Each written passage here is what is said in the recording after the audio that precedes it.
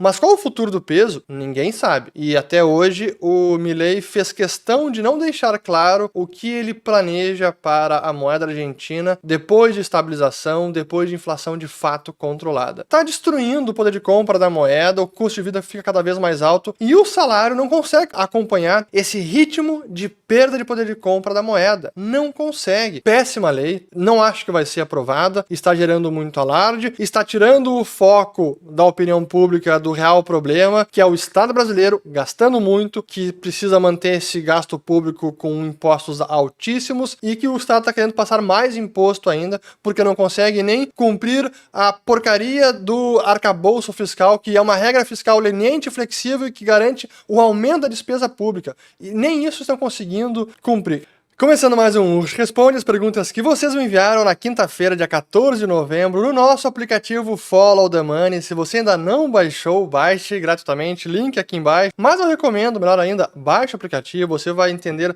todos os conteúdos que tem por lá, vai ver que está perdendo muita coisa não sendo o assinante. Então, aproveite esse momento. Qualquer dúvida remanescente, a nossa equipe também está à disposição. Tem ali o símbolo do WhatsApp para entrar em contato também lá na página. Link na descrição do vídeo, código QR aqui. Então, vejo vocês no Follow the Money e na próxima semana vocês podem, inclusive, já mandar a pergunta. E aproveitar que eu sempre digo, baixe o aplicativo porque até mesmo os vídeos do YouTube como esse aqui, o Urich Responde, vocês podem assistir em modo offline, porque o aplicativo tem essa funcionalidade e é sensacional. O pessoal está adorando, sempre os comentários são os melhores possíveis, porque de fato ficou fantástico, então pode confiar. Vamos lá, aqui primeira pergunta, ó. Acredita que os investidores externos estão de olho para ver se realmente teremos um corte de gasto que restaure uma razoável credibilidade para assim poder investir no Brasil? Acredita que poderia gerar uma correria na entrada deles, aproveitando a favorável cotação do dólar nesse momento? O Brasil, para o investidor global, para o restante do mundo, é uma posição tática, é um investimento de oportunidade, porque somos mais arriscados, somos uma economia emergente, então depende do momento, depende de preço. De fato, olhando o Brasil, considerando várias métricas de valuation, as ações brasileiras estão bastante baratas. Já estavam há algum tempo, continuam baratas e analisando uma janela de mais longo prazo, talvez os últimos 15 anos, há muito tempo que o Brasil não estava tão barato. Olhando as ações das empresas e conversem com quase qualquer gestor, eles vão dizer a mesma coisa. E o momento do câmbio também é favorável para o estrangeiro. Câmbio 5,80, ainda sem uma tendência muito clara, mas está depreciada a moeda brasileira. Então, para o estrangeiro, ele poderia ganhar duplamente. Coloca o dinheiro aqui, as ações sobem e o câmbio também se aprecia.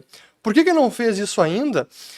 Honestamente, até pela oportunidade lá fora, o Trump Trade reverteu muita coisa, os emergentes sofreram nesses últimos dias, porque o dinheiro, o fluxo foi para os Estados Unidos, o rally na Bolsa Americana se intensificou desde a eleição de Trump, então o mundo ainda está aproveitando os últimos ganhos possíveis no mercado americano. Quem sabe depois que o Trump assumir o governo em janeiro e essa lua de mel toda arrefecer um pouquinho, quem sabe o gringo pode começar a olhar para outros mercados, inclusive o Brasil. É uma possibilidade, mas, como sempre, o Brasil é um mercado exótico, é assim que o gringo enxerga a gente. E a questão do corte de gastos, ele investe no Brasil, apesar do governo, apesar dessa falta de controle, porque ele tem uma perspectiva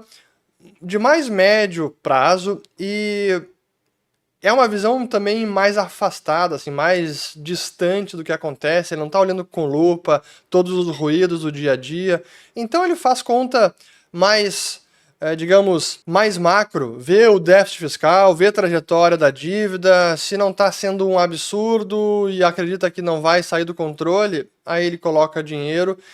E hoje, ele vê esses debates, vê o que está acontecendo, então parece que há alguma preocupação para controlar as contas públicas. Se vão conseguir, na magnitude que deveriam fazer, são outros 500, mas por enquanto não acho que é isso que realmente está impedindo hoje o gringo de entrar.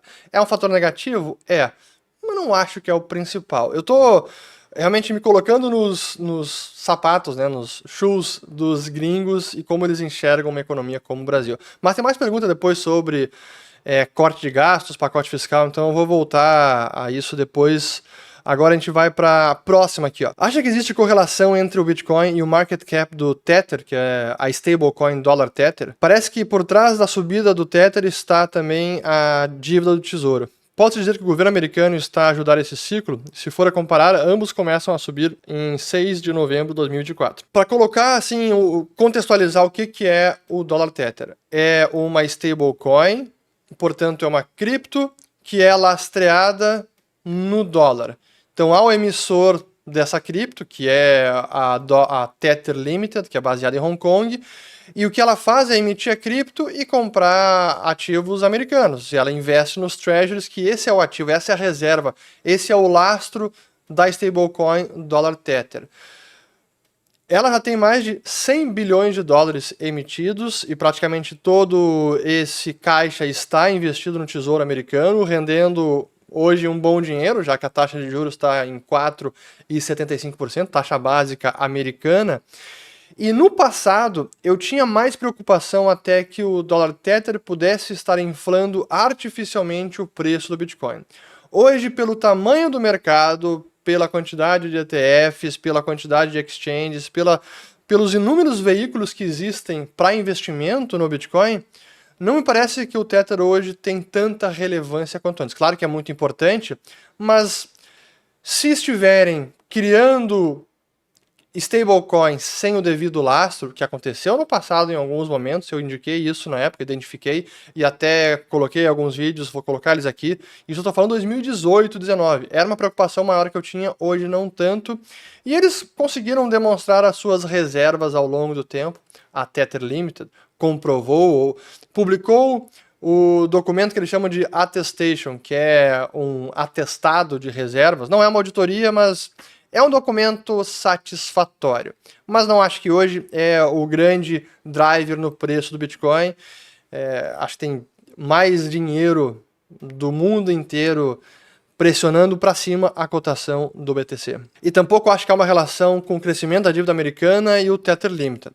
A dívida americana é 35 trilhões de dólares, quase 36, ou já passou até, já nem sei qual é o dado nesses últimos dias. O Tether Limited tem 100 bilhões de dólares, um pouco mais. Então, não é relevante para o financiamento do Tesouro Americano. Com as reformas de Milei, qual será o futuro do peso? Afinal, o cepo cambial não ficará para sempre. Essa é uma excelente pergunta, porque o que nós estamos vendo agora é a inflação caindo na Argentina. O último mês foi mais uma vez com uma inflação em queda, 2,7%, a inflação de outubro na Argentina. E o câmbio no mercado paralelo, chamado dólar blue, está se aproximando do dólar oficial. Ainda não chegou lá, mas está bem próximo. Então significa que a brecha cambiária ela está perto das mínimas. E que ele poderia logo então remover o controle de câmbio, este cardápio de câmbios além do oficial que ainda hoje permanece. Mas qual o futuro do peso? Ninguém sabe. E até hoje o Milei fez questão de não deixar claro o que ele planeja para a moeda argentina depois de estabilização, depois de inflação de fato controlada. Será que vai dolarizar? Será que vai permitir a livre circulação do dólar e adotar como moeda legal, como uma moeda corrente? Não sabemos ainda. Era a promessa de campanha. Segundo o Luiz Caputo, que é o ministro de Fazenda, ele já afirmou recentemente que esse plano ainda continua, mas veremos. Aqui, Bodo, ali, ó. Se eu assistir todos os conteúdos do aplicativo Follow the Money, o quão longe meu conhecimento está de um graduado em economia? O que ele saberia que eu não sei? É uma excelente pergunta, e eu vou aproveitar para falar sobre isso, e eu vou relatar o que eu já escutei de muitos alunos, muitos assinantes, assim, depoimentos muitos espontâneos, que afirmam que o que eles aprendem no canal, especialmente depois que aprenderam no ciclo de mercado, nos documentários e agora no aplicativo Follow the Money, muitas vezes é mais do que aprendem em 4 anos de faculdade de economia. Às vezes é muito mais. É o que eu já escutei. Eu não fiz economia no Brasil, então eu não posso fazer essa afirmação.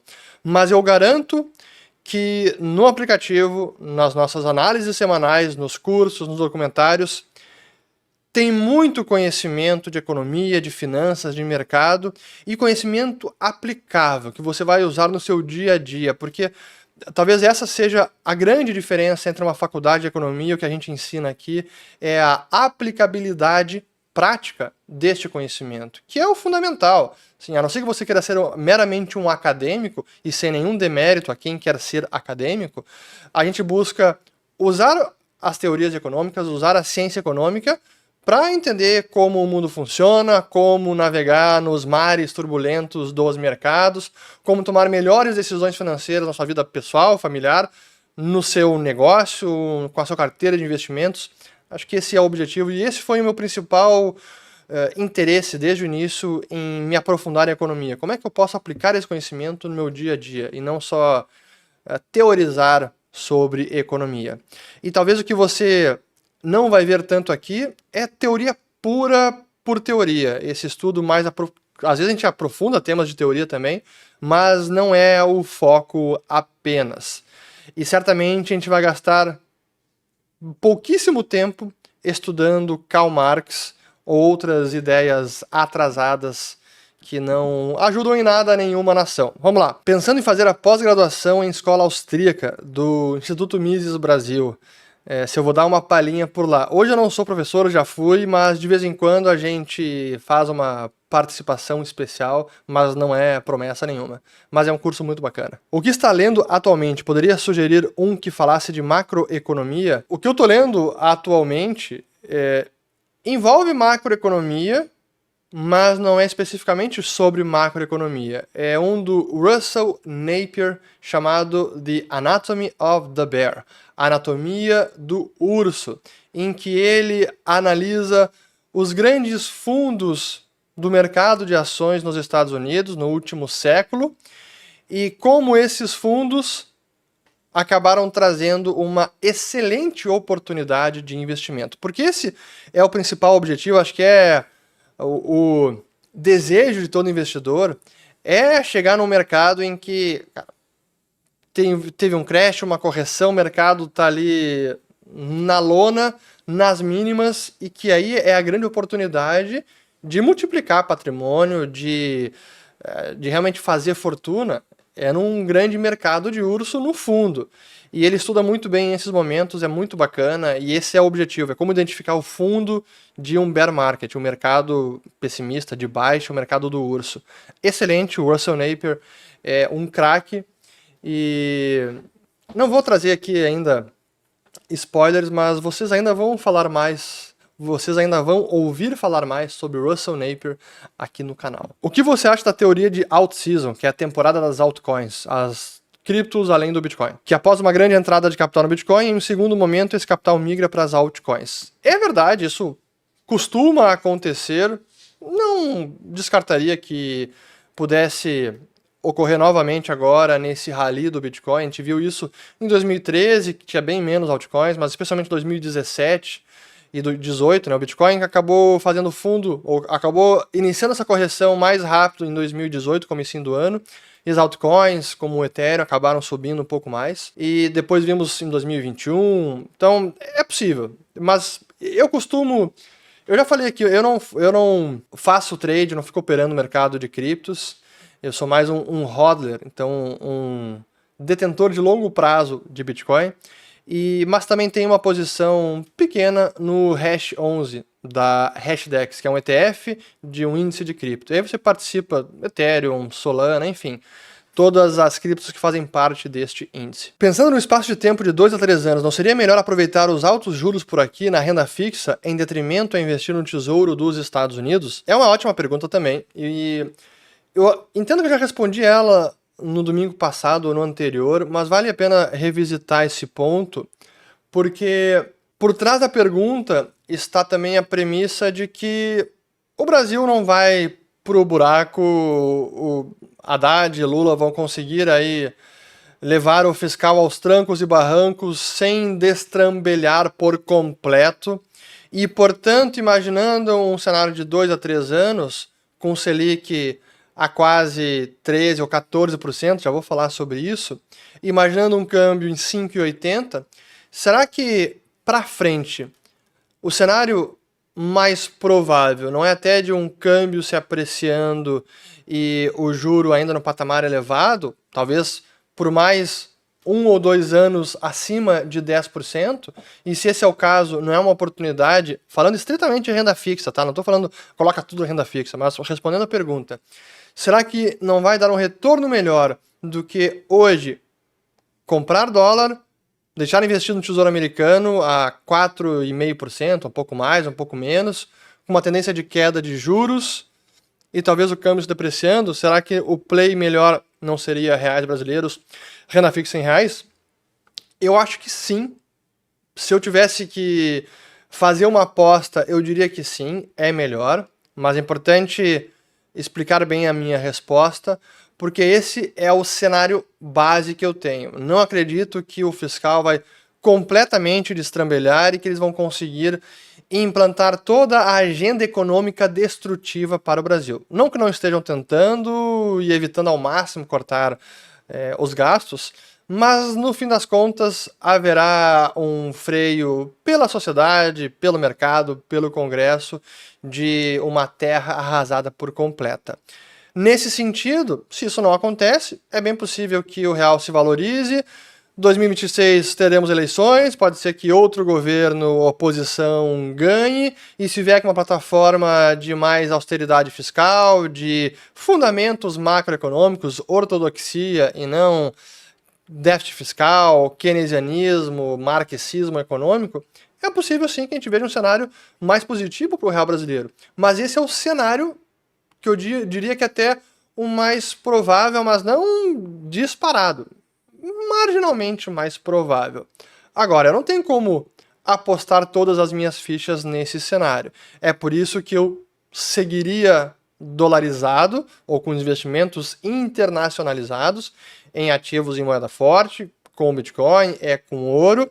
E mesmo o Tesouro Americano, eu evito o Tesouro Americano por completo e evito especialmente mais longo prazo. Aí eu não quero ficar nesse chicote aí da curva de juros, porque nos próximos 2 anos os juros longos dos Estados Unidos pode ser bem volátil, tá? Então, eu diria que é assim que eu respondo essa questão. E aproveitando o momento, que tem a ver então com o pacote de gastos que ainda não foi anunciado, agora mais uma vez deve ser anunciado só depois de uma reunião do G20, tá uma novela completa. Aventaram que o pacote que está sendo debatido agora, que deve ser enviado para o Congresso, está sinalizando um corte total de 70 bilhões de reais, seria 30 em 2025 e 40 em 2026, enfim. Nada foi aprovado, ainda está em fase de discussão, e o Haddad também está tentando explicar o conceito do corte para o Congresso, e com todos esses grupos de interesse, manifesto de filiados do PT, daqueles mais radicais, né, contra o corte de gastos, contra a contenção do gasto, cara, é o que a gente já sabe que iria acontecer. Mas notem de fato o que está acontecendo. Esse pacote de gastos é para tentar cumprir o arcabouço fiscal. E o que o arcabouço dizia, o que ele garante, previsto em lei?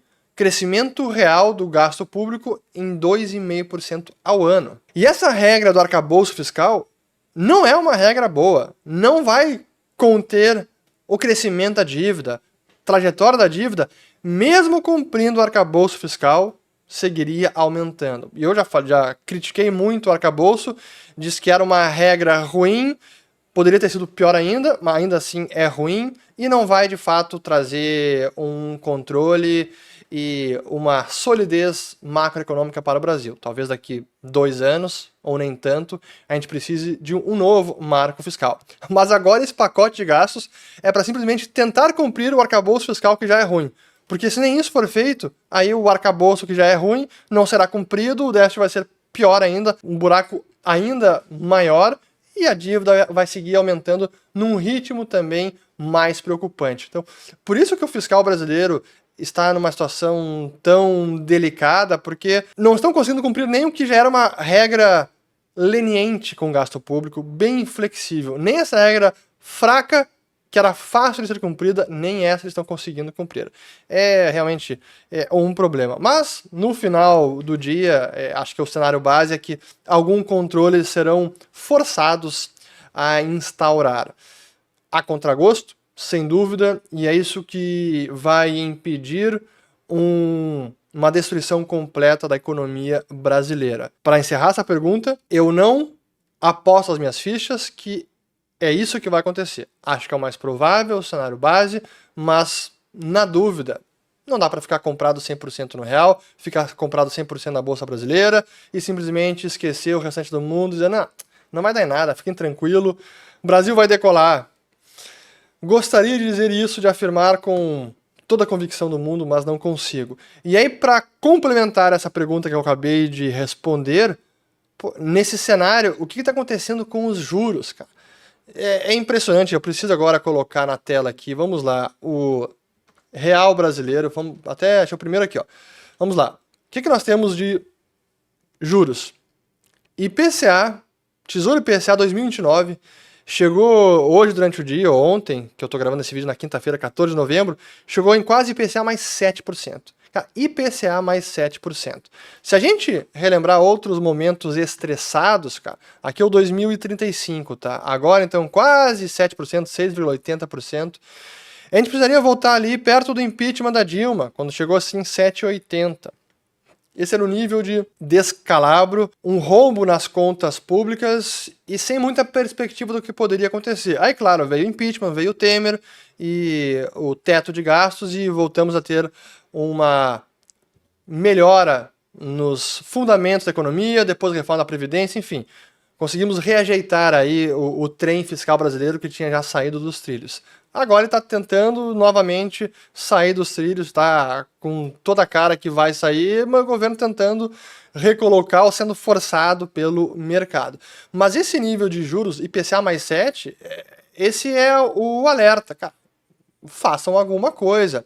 E da mesma forma, a gente está vendo o Banco Central subindo juros, porque, claro, a inflação bateu agora em outubro 4,76%, então 4,80%, quase 5%. Isso é muita coisa. Coloca quase 5% de inflação todo ano.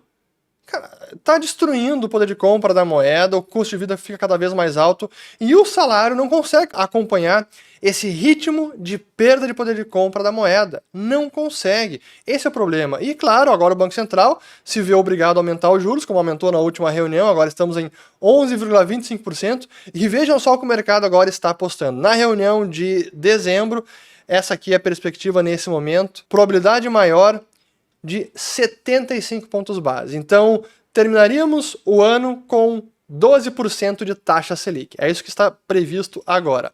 E para as próximas reuniões, aqui ó, de janeiro de 2025, novamente, seria mais um aumento de 75 pontos base, aí iríamos para 12,75% e possivelmente, já na reunião de março de 2025, que nós ainda temos aqui também um dado, ó, seria o aumento, que é a probabilidade maior, aqui estão as opções do Copom, é o que o mercado está precificando, mais um aumento de 0,5%, então chegaríamos em março de 2025 com o Selic acima de 13%. Pô, nesse cenário, isso tudo também é ruim para a Bolsa, cara. Deixa o dinheiro rendendo, não precisa nem colocar em pré-fixado, deixa Tesouro Selic e espera sentado.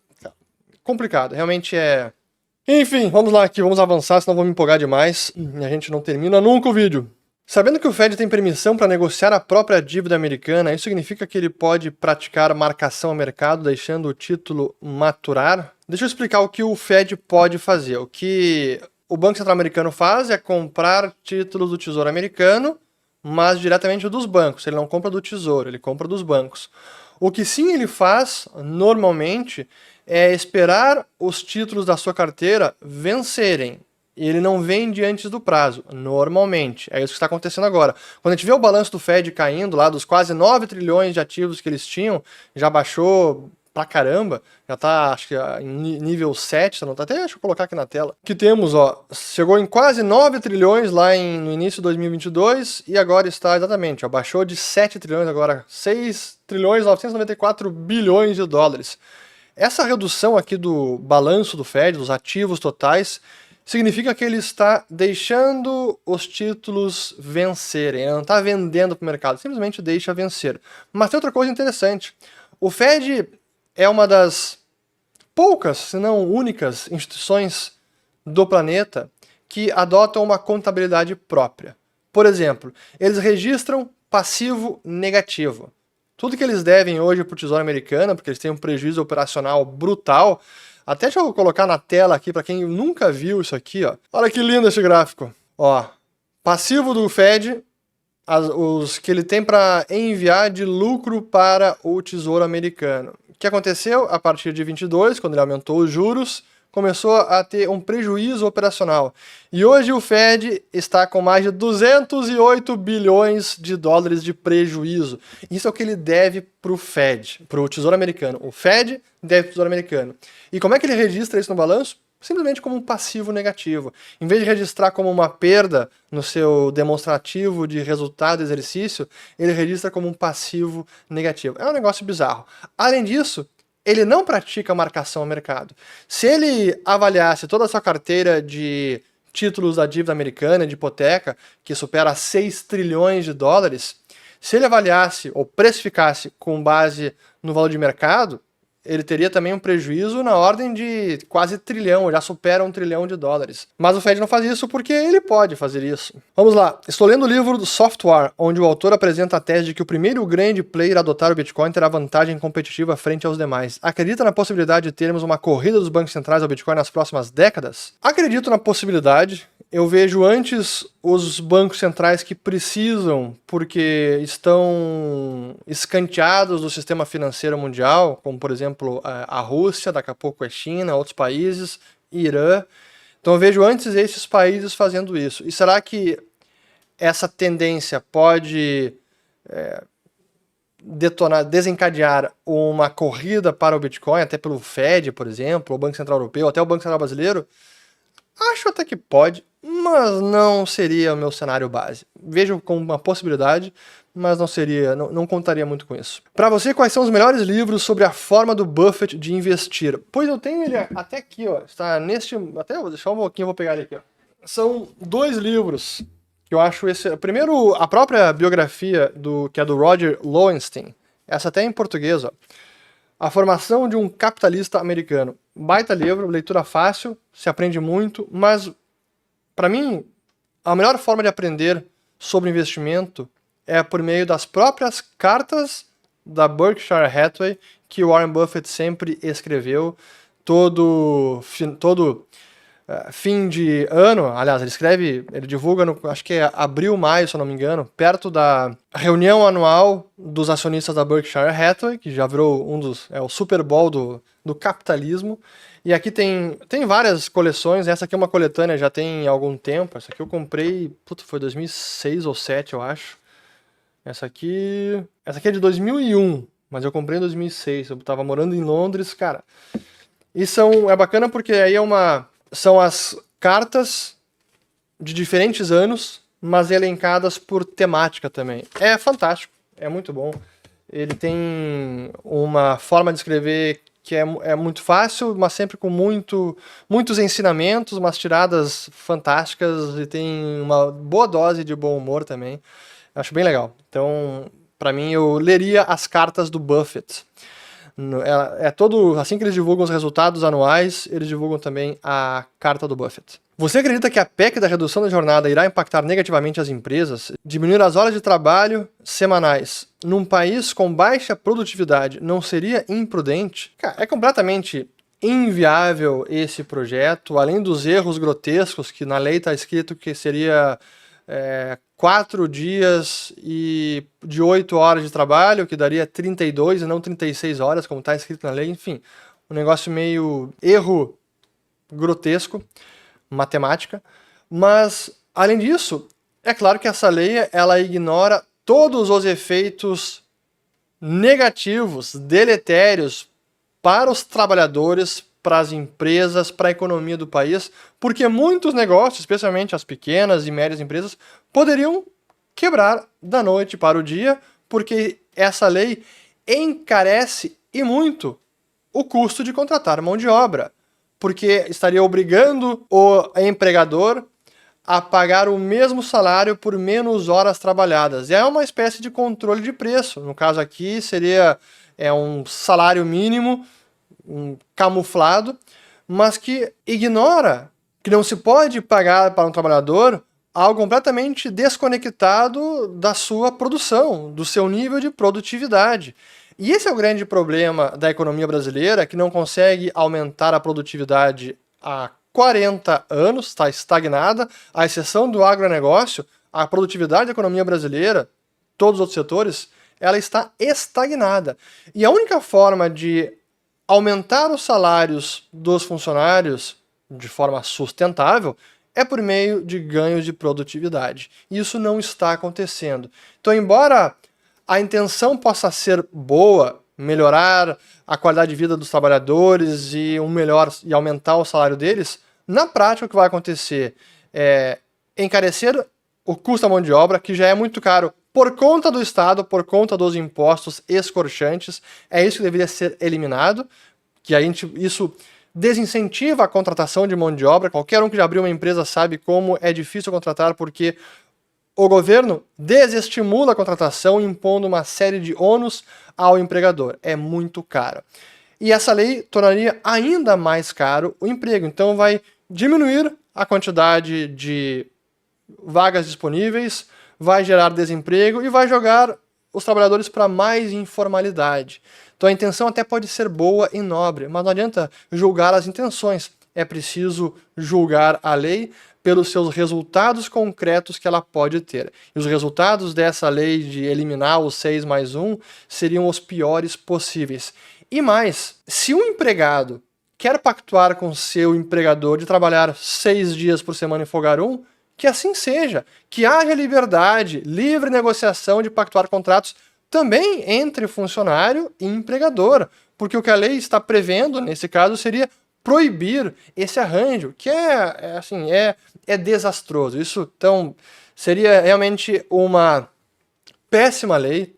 Não acho que vai ser aprovada, está gerando muito alarde, está tirando o foco da opinião pública do real problema, que é o Estado brasileiro gastando muito, que precisa manter esse gasto público com impostos altíssimos e que o Estado está querendo passar mais imposto ainda, porque não consegue nem cumprir a porcaria do arcabouço fiscal, que é uma regra fiscal leniente e flexível e que garante o aumento da despesa pública. E nem isso estão conseguindo cumprir. É surreal. E agora vem esse debate sobre 6+1, que simplesmente desvirtua, dispersa a atenção do real problema, que é o Estado brasileiro inchado e que cobra impostos abusivos, escorchantes, que desestimula a atividade empresarial, desestimula o empreendedorismo, desestimula a criação de novas vagas, novos empregos, desestimula a geração de renda e desestimula também investimento que poderia de fato